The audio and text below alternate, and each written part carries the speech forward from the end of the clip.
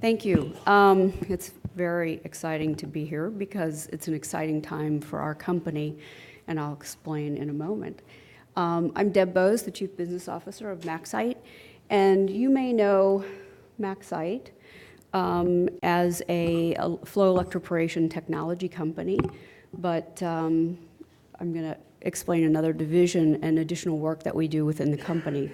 We're public on the London Stock Exchange, so I am doing a forward-looking statement disclosure. So a little bit about our company. We were founded in 1999 on the basis of intellectual property around a flow electroporation technology. We now have and have expanded to 2 business units within the company with our own autologous cell therapy drug development group. All of our products, the base business, the technology, as well as our cell therapies are protected by broad intellectual property worldwide. We're based right outside of Washington, D.C. in Gaithersburg, Maryland. And as I mentioned, we're public on the London Stock Exchange.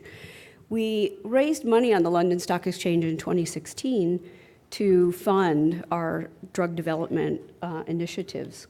So we're in 2018, and we've been moving very fast, very quickly, and very efficiently with a small drug development group. Just a visual of our business, the flow electroporation technology business, which is really the basis of our manufacturing for our cell therapy, as well the basis for manufacturing of many other cell therapy companies and gene therapy companies.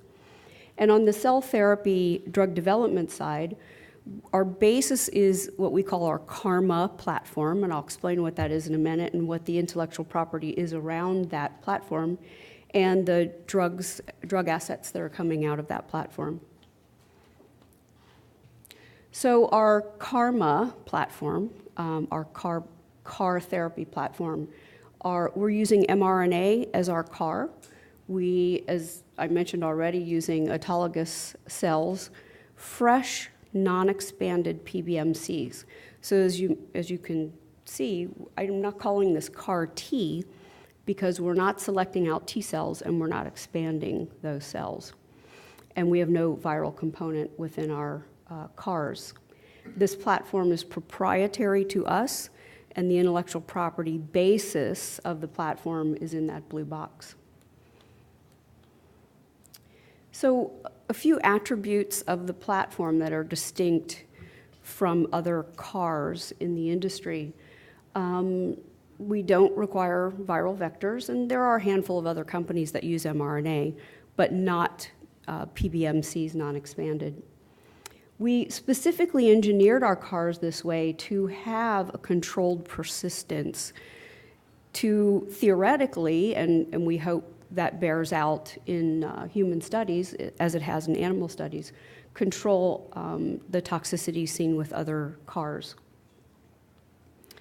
We can use this platform, this CARMA platform, for not just oncology, but any targets that are on the cell surface, just like many other CAR therapies. Our focus at MaxCyte is oncology. And there's a little diagram here at the bottom of our manufacturing process. So from apheresis to cryopreservation of the product is less than a day. This is quite different and distinct from other CAR therapies.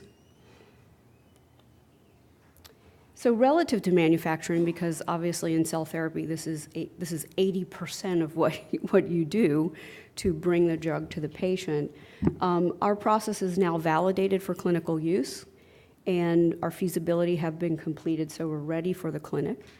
The basis, I said already, of our manufacturing process is our flow electroporation technology, which gives us very high efficiency of transfection of the mRNA into the autologous cells, and less than 1 day from apheresis to cryopreservation of the drug for the patient.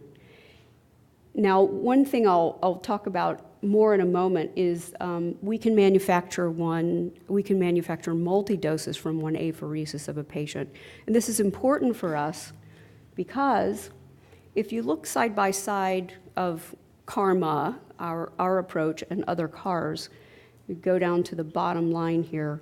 We are employing multi-doses because mRNA is transient and we are controlling the persistence of the cells that we put into the patient. We will be multi-dosing our patients to control potentially for lower side effects and toxicity. But the side-by-side comparison was just to illustrate not necessarily pros and cons, but the attributes that are different from other CARs. So I've already mentioned the shortened persistence, our very streamlined manufacturing process, which allows for a quicker turnaround from the patient to the patient, from apheresis back to administration of the drug, which for many tumors is a huge advantage. Viral-free, which I don't need to elaborate on that. Any of you who have sat through other CAR T presentations, there are some complexities with viral components as well as capacity issues within the system. We have found so far in our animal studies we don't require pre-treatment of the patient prior to dosing. This clinically is so far, we've been told by our investigators, a huge advantage for those patients. They're already frail, end-stage cancer patients, so pre-treatment prior to treatment is burdensome on their ECOG status. And then, as I mentioned, we will be multi-dosing our patients in the clinic. So this is what our pipeline looks like today. We've been very focused on MCY-M11, our first product, which is a mesothelin-targeted CAR. For patients in our first study will be ovarian cancer and peritoneal mesothelioma. Both of these tumors, the patients have very similar ECOG statuses. They can be tracked with the same biomarker as well as peritoneal scans, and have failed the same treatment regimens. And if you know anything about either one of these diseases, both indications are huge unmet medical need. We'll also take MCY-M11 into other meso-expressing tumors. And the great thing about mesothelioma is it is recognized and expressed in, over 200 solid tumors. So it gave us a lot of flexibility, as well as potentially down the road our partners for other indications. And then we've also been working in the discovery and preclinical phase with a CD123 targeted CAR for AML. So this is just a side-by-side comparison of current third-generation CARs and their constructs and our MCY-M11. Once again, not to show better or worse, pros or cons, but just the differentiation. I get the question, so I like to show the visual. So just taking you through some of our early stage work that got us to the clinic. The kinetics of MCY-M11, as I said, are transient. So in our in vitro cell testing for functional activity, we found that our expression lasts at least 7 days functionally, and what we have further tested is really up to about 2 weeks. Now this is in vitro cell testing, and obviously we'll be testing that in humans as well. But our transient expression allows us to, with the first dose, break the immune tolerance, reactivate the immune system with the second dose, and then potentially with the third dose, generate an immune cascade. And potentially after this third dose in humans, we will be testing and looking at memory cells and how they're expressing in our patients. I've mentioned already why mesothelin. It's expressed in numerous solid tumors, some of which are extremely high expressors, some of which are moderate expressors, but still a nice set of solid tumors with high unmet medical needs, and gave us a lot of opportunities very early in our work to consider various different tumors, different patient profiles, for our initial clinical studies. And we'll be in peritoneal mesothelioma and ovarian cancer in our first study.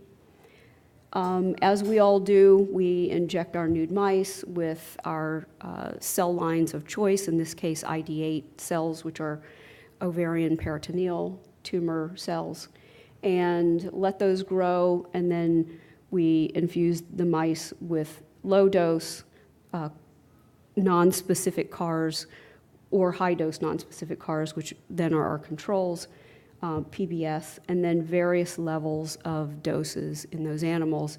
And as you can see in the red circle, this was the dose we chose to take forward as the dose that had the most potent killing of the ID8 cells. Then we took that dose and the same animals, the same process, and wanted to look at overall survival. So you can see the control group in black. All the animals are dead at 60 days. One dose gave us a little bit better survival. 3 doses gave us optimal, at this point, overall survival curve. So we dosed these mice 1 week apart for the 3 doses. So that's how we chose our regimen for the clinic and our dose. So we are in phase 1. I think this slide says we are open for enrollment. So that's why I said in the beginning of the presentation, this is a very exciting moment for us to present because we opened enrollment just a handful of weeks ago. Ovarian cancer and peritoneal mesothelioma.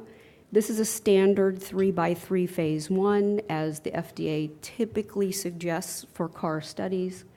We have 4 dose cohorts because we're stepping up our doses very carefully in each of the cohorts. There are 3 patients per dose level per cohort and 3 doses per patient per dose cohort.